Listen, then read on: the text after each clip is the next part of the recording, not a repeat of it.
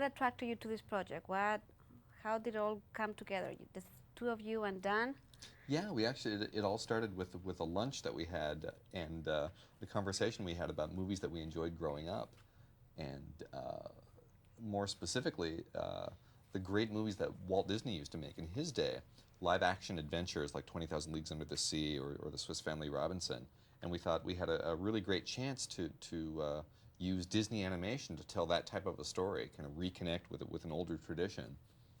Tell us a little bit about the story. What is Atlantis about? What is it about? It's about 90 minutes long. It's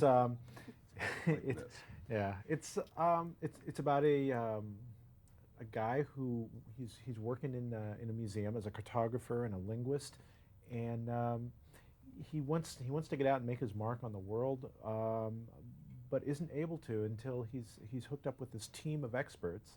He's kind of thrown in the middle of this team of experts, and against all odds has to lead them to the lost city of Atlantis. So this cartographer is now this.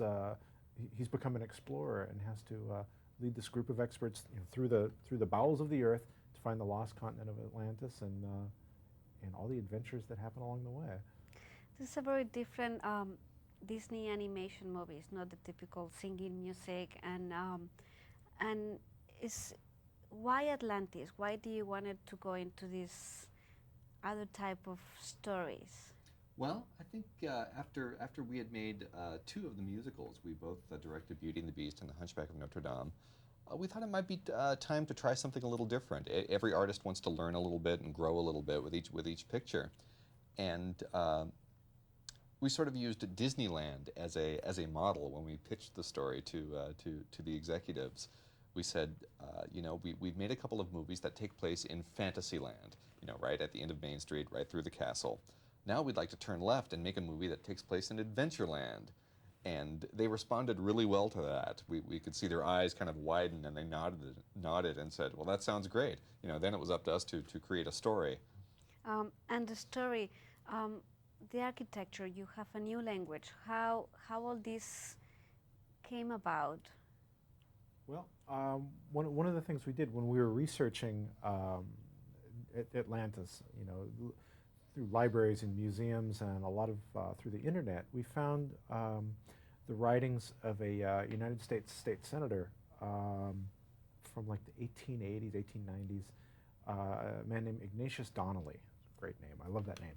And he had this theory that that there must have been some mother civilization in the world that all the other civilizations and languages came from.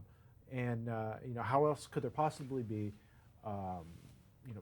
pyramids in South America or Egypt or China, unless all of these ancient civilizations got the idea from one master civilization that came before them.